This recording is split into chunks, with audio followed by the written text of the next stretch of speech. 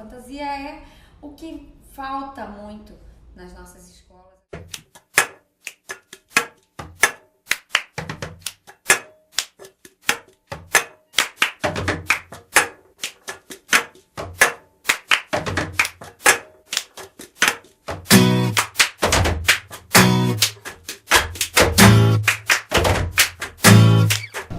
Eu propus a oficina Fantasias em Cores, Sabores e Texturas, e a proposta foi inicialmente feita por mim, em parceria com a Alessandra e a Josiane Roden. E a gente queria saber um modo de trazer o assunto saúde para dentro da escola, sem que tivesse a característica imperativa, endurecida e prescritiva que é comum nesse campo. Então a gente tinha essa curiosidade, né? Estava inspirada para trazer o tema da saúde à escola e as sensações do corpo, o corpo como uma potência plástica, uma força plástica, uma possibilidade de impulsionar instintos criativos, criadores e textos interessantes a partir disso, da experiência com o corpo, né?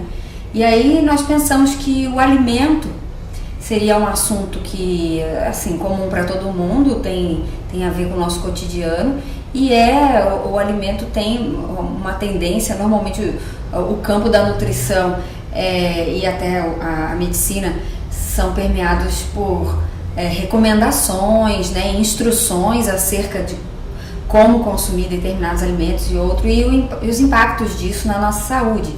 E a gente pensou então em trazer o tema alimentação como possibilidades de fantasiar e de fabular a partir da experiência com o alimento. E aí pensamos que o alimento nos traz cores, sabores, texturas diferentes, sensações diversas e a ampliar um pouco as possibilidades de experimentar o corpo com o alimento e fazer disso obra, né, a criação. Acho que a gente pode perguntar, como a professora Sandra Corazza, no livro Dicionário de Ideias Feitas na Educação, o que seria da realidade sem a fantasia? Então, acho que a proposta de oferecer, incentivar a fabulação, a invenção, acho que até mesmo assumir que as nossas experiências são fantasiosas, são cheias de potências e de possibilidades de criação. Então acho que o nome fantasia veio desse desejo que a gente tinha de trazer mais invenção, mais criação para dentro da escola e para a gente mesmo, né? Acho que em primeiro lugar trazer o tema da saúde como uma possibilidade de criação e não como prescrição, proporcionar a experiência com o alimento e com o próprio corpo a partir de sensações novas, inusitadas, inesperadas, nunca experimentadas antes. E como inspiração, eu acho que seria experimentar a possibilidade de um corpo sem órgãos, que é o que a gente viu em Arthur, que não existe nada mais inútil do que um órgão. Um corpo perfeitamente organizado e controlado pelo chicote, como usa Deleuze, né? Essa imagem de um centro controlador. Então, acho que um dos objetivos era a gente conseguir sair desse centro controlador e oferecer a abertura ao texto mais com mais potência, com mais rigor, em termos de garantia da vida mesma que vai se expressar ali. Nós organizamos a oficina em 9 encontros e todos esses encontros tinham como linha, né, o roteiro, a experimentação com alguma coisa ligada ao alimento, ou provar mesmo o alimento na boca, né, ou o tato e a audição, a gente usou música, né? Sempre ligado a algum alimento. E no fim, alguma produção, ou de desenho, gravura, colagem, ou principalmente os textos, né? Então foram 9 encontros com atividades variadas, com música. Nós usamos uma música da Palavra Cantada que eles gostaram demais porque nós levamos latas de leite e eles batucaram, cantaram a música, usaram termos daquela música para a elaboração de um dicionário, e acho que foi assim bem produtivo esse dicionário, porque eles perceberam que podiam usar os mesmos termos que falavam de fome, de carência, de ausência e experiências de fome que não é simplesmente de um alimento. Puderam mudar o conceito de cada termo e colocar um conceito, uma definição cotidiana, uma definição inventada. Eles inventaram personagens a partir de alimentos, como por exemplo o abacaxi fez uma festa do pijama, né? Eles apresentaram textos bem criativos a partir do uso de alimentos. Então trabalhamos com fotografias da Rochelle Costi, com pinturas do Giuseppe Archimboldo, e eles sempre motivados inspirados pela produção de outro, fizeram também algum tipo de produção, sempre vinculando a leitura e a escrita como ações que acontecem simultaneamente. A leitura do texto, ou a leitura da letra da música, ou a leitura de um quadro articulada com esses espaços que o texto deixa, né, para que a gente preencha e que crie também em cima dele. Então foram 9 encontros. O último encontro foi uma exposição.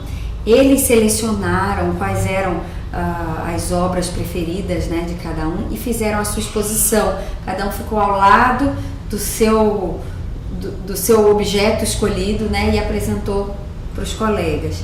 Para essa exposição nós tivemos uma atividade muito interessante que a Larissa Freire inventou e nos ensinou a fazer, que foi um trabalho com fios e tramas desses fios, para a gente não reproduzir na escola a lógica dos murais e com materiais já conhecidos como papel pardo ou papel 40 quilos ou TNT. E a gente então fez da moldura da exposição, a gente fez a trama como instalação. Então, para além das obras de arte que eles tinham feito, textos, figuras, gravuras, produções diversas, eles também produziram uma trama, ou várias tramas, né, porque foram 3 turmas, 3 tramas muito interessantes que serviram de suporte e de instalação para a apresentação das obras de arte.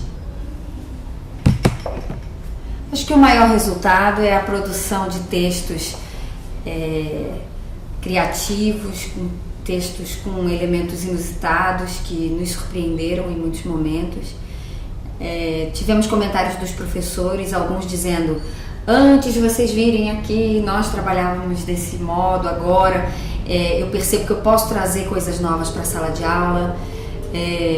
Mas acho que mais do que um antes e depois, é importante destacar que a nossa chegada na escola nos faz como grupo de pesquisa pensar em bases novas, pensar o processo de ensino em bases novas, a aprendizagem como potência, né, como possibilidade de criação, a sala de aula como acontecimento, como cena que tem a vida ali permeada. E acho que esse que é o efeito que a gente deseja ver na escola e na gente também como grupo. Acho que a gente pode perceber, os professores sempre dizem assim: foi bom, vocês deram ideias novas pra gente, mas acho que é mais do que isso, é um outro modo de pensar o processo de ensino-aprendizagem, né? Por mais que a gente no projeto tenha como objetivo melhorar o IDEB, né, e é um objetivo de longo prazo, acredito que de imediato a gente já vê uma inserção de um outro modo de pensar aquele processo, o processo de leitura e escrita, né? Então acho que isso a gente percebe no discurso dos professores, nas conversas que a gente tem e também na atitude dos alunos, porque de início já recebiam a folha e o que é para fazer, e depois eles um pouco mais à vontade de expressar com mais liberdade o pensamento de outros modos, as sensações, os afetos que as oficinas de transcriação puderam oferecer.